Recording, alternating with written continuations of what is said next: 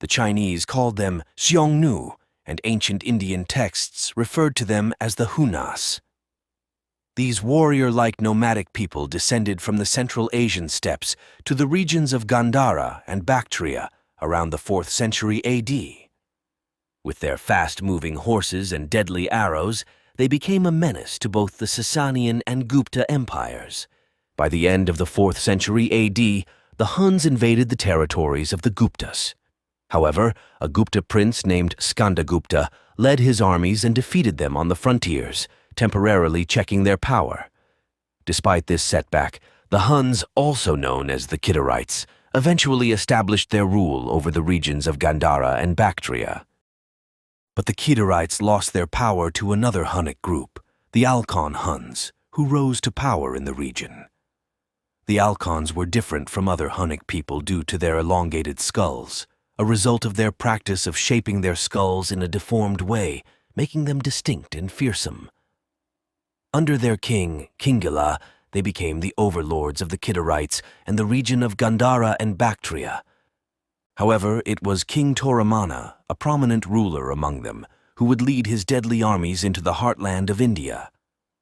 Around 498 AD, Toramana led his Hunnic hordes into India. Fortunately for Toramana, the Gupta Empire, which had dominated central India, was in decline, with its power reduced to the Magadha region. The frontiers were wide open for any invaders.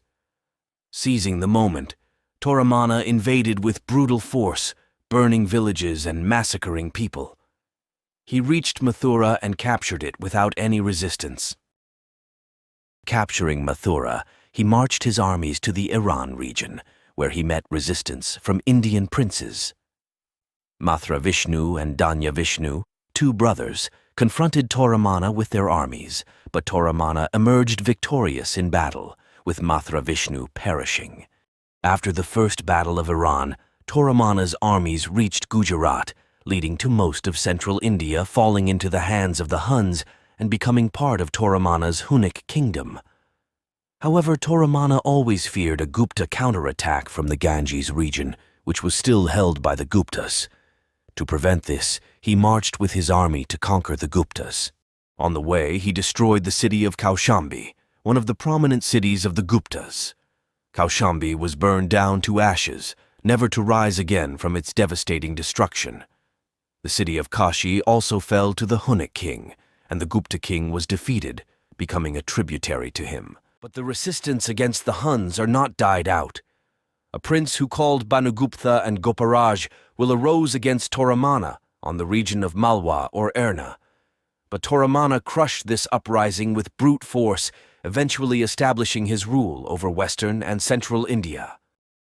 Around 515 AD, Toramana faced another uprising against his rule from the same region of Iran. This time, an Aulikara prince named Prakashadharman challenged his rule. As usual, Toramana marched with his armies to crush the Indian prince. However, this time, fate was different. Toramana faced a humiliating defeat at the hands of Prakashadharman and retreated to Kashi, where he fell ill and died. With Toramana's death, his Hunnic kingdom also collapsed. The Huns, weakened and disorganized, retreated to the Gandhara region. Prakashadharman regained control over Malwa, while a new power, the Maukharis, emerged in the Ganges region, dominating the Gangetic plain. The Guptas, though they lost their ancient dominance, continued to rule the Magadha region. But the Hunnic ambition to conquer India was not finished yet. Mihirakula, the son of Toramana, led his Hunnic armies to India to regain the lands his father once conquered. Ancient texts describe Mihirakula as a cruel and brutal invader, but he was not as successful in conquering India as his father Toramana. Mihirakula led his army to the Aulikara kingdom to avenge his father's defeat. However, the Aulikara king Yasodharman, the son of Prakashadharman, allied with the Maukharis and the Guptas and amassed a huge army. Both armies met at the banks of the Betwa River, where a deadly battle was fought. Ultimately, Mihirakula was defeated by Yasodharman. Mihirakula, with his remaining forces, retreated to Gandhara. The Hunnic invasion of India was short-lived, but the consequences of this brutal invasion left many cities and villages in ruins. Ultimately, it contributed to the downfall of the Gupta Empire and the rise of new kingdoms in India.